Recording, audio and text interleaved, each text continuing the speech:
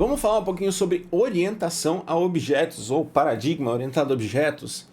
Python é primariamente uma linguagem funcional, uma linguagem imperativa. Você vai escrever funções e vai trabalhar em cima de funções. Só que você pode adaptar outros... Não diria adaptar, você pode utilizar outras formas de trabalhar com Python, né? Originalmente, Python foi construída como uma linguagem orientada a objetos. Por isso, a gente implementa o paradigma orientado a objetos dentro de Python. Até agora, a gente trabalhou com basicamente paradigma funcional, né? Então, a gente trabalhou com funções e coisas mais simples. Agora, a gente entra num mundo um pouco mais complexo, que é a orientação a objetos. O que isso quer dizer? Você já estudou o PU, né? Paradigma orientado a objetos, você vai entender isso mais fácil. Mas a gente tem basicamente trabalho de um código, ele é feito a partir de classes e objetos. Classes são definições abstratas de algum elemento que você quer representar no código, e esse elemento ele é retratado a partir de atributos que descrevem essa classe e métodos que descrevem ações dessa classe. Então, eu gosto de trazer o exemplo do carro, tá? Vou botar só a cor branca aqui para escrever nesse slide mesmo. Eu posso ter uma classe denominada carro. Então, carro, eu não sei o que é o carro, tá? Essa classe carro, ela pode ter atributos, ou seja, são suas características, né? Como se fossem variáveis que descrevem as características desse objeto. Então, ele tem cor, ele tem marca, ele tem ano de fabricação e etc. E ele recebe métodos. Por exemplo, acelerar. Então, um método nada mais é do que uma função, tá? É um nome diferente para uma função.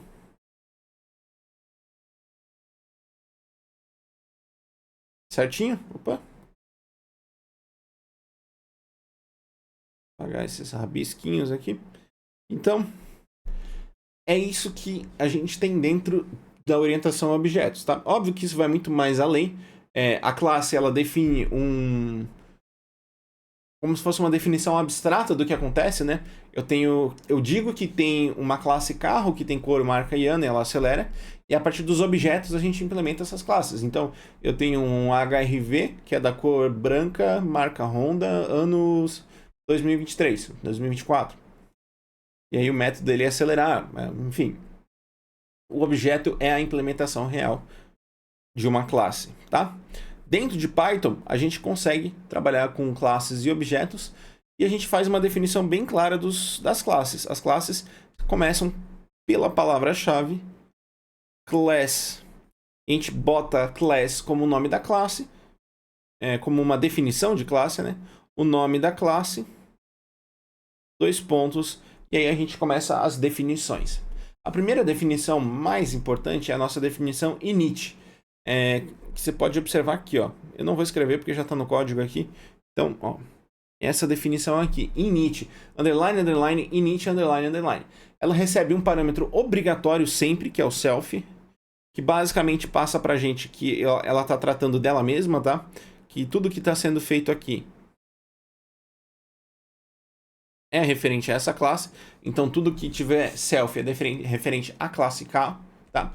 E no init eu vou passar os atributos. Eu vou inicializar, né, os atributos de uma classe. Então, por exemplo, eu tenho modelo e cor como atributos. Então, são atributos da instância carro. Normalmente são coisas genéricas. E quando eu quiser atribuir, eu passo como modelo ou como cor.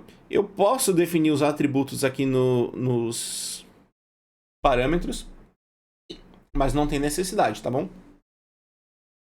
E aqui embaixo eu tenho uma função que dentro do paradigma orientado a objetos a gente chama de método, denominado acelerar, tá? O paradigma orientado a objetos vai muito além disso, tá? A gente tem heranças, encapsulamento, outras coisas, mas dentro da programação em si, para áreas gerais, isso não costuma ser cobrado. Para provas específicas, aí a história é diferente. Você precisa entender, isso não é cobrado tanto em Python, tá? Embora já tenha caído em provas, inclusive discursivas, né? Caiu na prova do IPEA, prova discursiva do IPEA. Implementações de orientação a objetos dentro de Python. somente padrões de projeto, que são soluções recorrentes a problemas que já outra pessoa identificou e trouxe uma solução, tá? Mas para fins de área geral você não precisa saber tanto, por enquanto, tá? Nunca vi isso cair, não espero que isso vá cair tão cedo. Porque o que é que acontece em provas específicas? Eles passam um código para você, um código orientado a objetos, seja Python, seja Java, e C++, enfim. E pergunta para você o que padrão de projeto ou que padrão Grasp, Solid não está sendo obedecido dentro desse código. Aqui pra gente, a gente não precisa se preocupar muito com isso, tá? Precisa basicamente entender os construtores, né? Construtores, a gente tem um construtor init, primeiro aqui, né, que é o nosso construtor de inicialização. Então, onde a gente inicializa os nossos atributos, tá?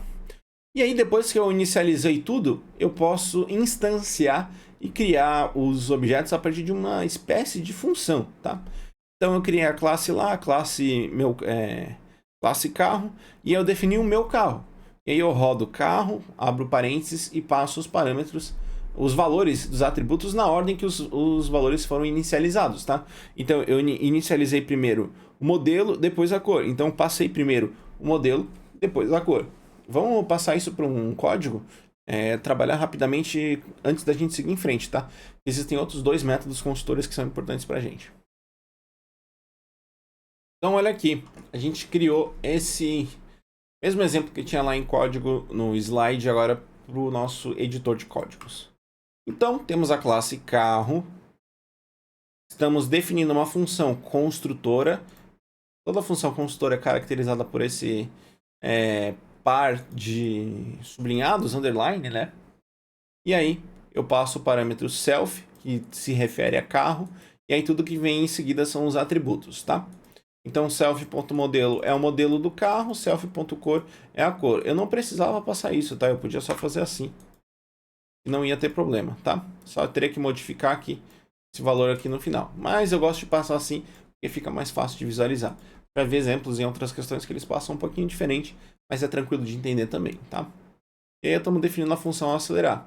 Aqui eu estou criando o objeto. Então, enquanto em classe eu crio a classe, aqui eu crio o objeto, tá? Então meu carro é uma GLA 200 chumbo. E aí eu passei os dois valores de atributos para eles, né? O atributo modelo GLA 200, o atributo chumbo, só corrigir aqui, para ele. E aí, quando eu retorno, ele simplesmente me retorna isso, tá? Então, basicamente, orientação a objetos é isso. A gente trabalha com entidades, objetos, classes, relacionamentos, herança, encapsulamento e etc, tá? Agora, a gente tem outros dois métodos construtores que acabam sendo cobrados em questões, tá? E são interessantes também para a gente entender. O primeiro deles é um iter, que a gente basicamente define uma estrutura iterável, ou seja, uma estrutura através da qual a gente consiga navegar entre cada elemento isoladamente. Iterável. E o next, a gente define um comportamento para um iterador. Então, um comportamento de alguma coisa que vai rodar em cima de um iterável, normalmente uma função, um método. Tá bom? Inicialmente, passar a orientação a objetos, nem fazer a pauta do curso da área geral. Só que tem questões cobrando, como exemplo, dessa questãozinha aqui da Receita Federal. A gente tem um código que define uma classe e ele quer saber o retorno em cima dessa classe. Vamos entender o que está acontecendo aqui? Primeiro, eu defino uma estrutura iter, né? Um iterador. Esse iter, ele é um iterável, perdão, é uma estrutura através da onde a gente pode navegar através dela, né? A gente pode aplicar iteradores em cima dela. E ela recebe o valor x, self.x, ou seja, ela recebe o valor x e retorna o seu próprio valor. Então, eu consigo acessar esse x em outros elementos dessa estrutura. Em seguida, eu defino o meu next, né? Que é o meu... Agora sim, o meu iterador. Então, o next, ele vai fazer o quê? E aqui é importante que a gente desmembre essa função, esse iterador, o que acontece dentro do iterador. Ele vai aplicar tudo isso para cada elemento dentro do iterável, tá? Por enquanto a gente tem um iterável só com valor, então ele vai aplicar em cima desse iterável. O que ele vai fazer? Primeiro, vou mudar a cor da tinta aqui. Primeiro, ele vai criar uma variável y, tá? e vai receber o valor de x. E aqui eu quero que você tenha um cuidado para você entender essa questão. Quando eu atribuo o valor de uma variável ao valor de outra, ela não altera depois, tá? Olha só, eu vou mostrar em código um exemplinho aqui para você, tá? Olha só. Vamos pegar lá onde a gente parou aqui do nosso exemplo. Eu tenho a classe A que é igual a 4, B que é igual a A. Se eu printar A e printar B, vai ver que eles têm o mesmo valor, né? Agora, se eu fizer alterações em A, dizer que A é igual a 5, e eu printar novamente, olha que eles tiveram valores diferentes agora. Então, o que eu consigo entender com isso? Que uma alteração na variável que foi passada com o valor inicial não altera a variável padrão. A gente não tem um ponteiro, como existem em linguagens, por exemplo, no C, que trabalha essa atualização de valores. A gente está criando a gente copia esse valor aqui, cria um novo espaço em memória para criar para ele, tá bom? Tanto que se depois eu fizer B igual a de novo e printar A e B, vocês vão ver que aí sim vai atualizar, tá? Então isso é essencial para que a gente entenda essa questão, primeiramente, tá? E aí, criamos o y com valor de x. Em seguida, o que a gente faz? A gente cria uma variável z. Na verdade, essa variável z é uma função lambda, que vai receber o valor de a, um parâmetro a, né? E esse parâmetro a ele vai retornar a menos o inteiro da divisão de a por 2. Tá? Isso aqui é a mesma coisa que escrever a barra 2, tá bom? E aí, o que é esse parâmetro a? Aí aqui está definido na próxima linha, que é o self.x. Eu estou rodando o z, e como parâmetro eu estou recebendo o próprio valor de x. Então, lembra que eu te expliquei que na matemática, se eu fizesse x igual x mais 1, não faria sentido, né? Na computação faz. Então, aqui eu estou atribuindo o valor de x ao valor de z, rodando com o x. Então, na prática, o que a gente vai fazer? A gente vai passar esse valor aqui, o valor de x atual, tá bom? Na prática vai funcionar assim. E aí a gente retorna y. Só que aqui, novamente, você tem que ter atenção. Esse return y, eu vou puxar o valor de y aqui de cima, tá? Então, eu não vou puxar o valor de x alterado, eu vou puxar o valor inicial. Então, o valor que eu defino inicialmente para x, ele permanece o mesmo até eu terminar essa iteração. Na próxima iteração, que eu for iniciar novamente esse código, aí eu vou aplicar a atualização do valor de y. Meu código faz o seguinte, o código da FGV, né? Ele define coisa como a execução da classe Enigma. Então, isso aqui me diz que Enigma basicamente é o nosso iter. Nosso iterável, tá? E ele vai receber aqui como parâmetro um iterador.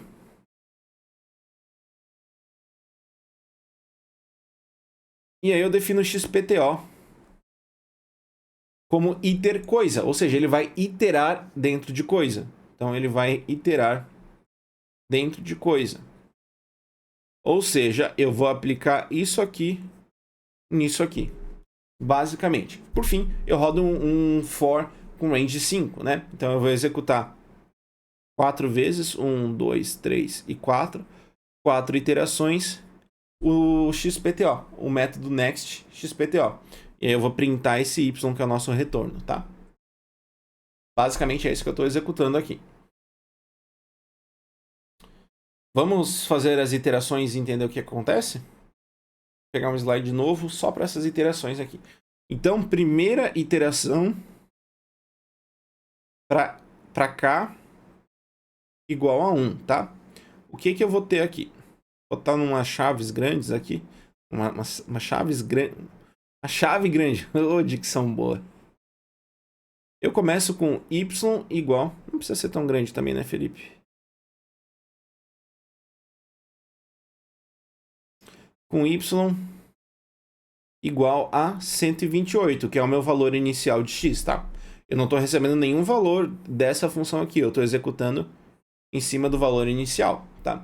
Então, eu vou aplicar 4 vezes esse iterador em cima do 128. Então, eu começo com 128, aplico uma vez. Aí o for faz o laço 1, né? Vai para o laço k igual a 2, k igual a 3, k igual a 4. Vou repetir 4 vezes essa operação em cima de um mesmo valor inicial. E aí, eu rodo x, né? Esse z é só uma definição, eu não vou rodar ele, né? Eu vou rodar ele aqui embaixo. Então, eu rodo x como z de x. O que isso quer dizer? Que eu vou ter o retorno, né, é a menos inteiro de a dividido por 2. O a é o nosso x, que é o parâmetro, né? Menos 128 dividido por 2. Então eu consigo concluir que o x é igual a 64. E eu termino com o return do y. Novamente, cuidado, o y vai ser 128 aqui. Segunda iteração. Agora, eu vou atualizar o valor de y. E agora eu vou usar o valor de x, tá? Então, agora, eu vou marcar aqui só para você não confundir. Vou botar uma cor aqui para não te confundir. Esse 128 é esse 128 aqui, tá? Eu ainda não tive alteração. Agora, quando eu passar y, eu vou usar o valor do x quando eu comecei essa iteração. Certo? Acho que não me gerou nenhuma dúvida isso, né?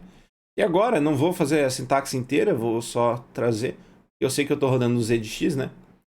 Então, eu vou ter 64 menos 64 dividido por 2. Igual a 32. E eu termino com y igual a 64. Minha terceira iteração.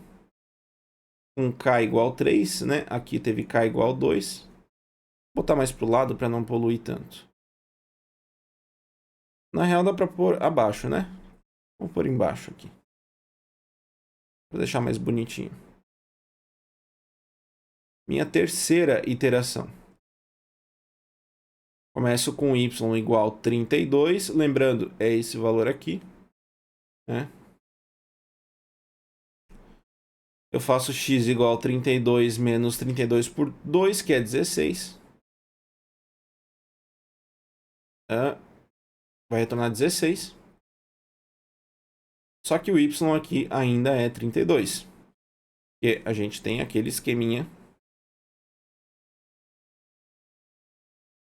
aqui, tá? Vou botar vermelho aqui para quem olhar depois não se confundir.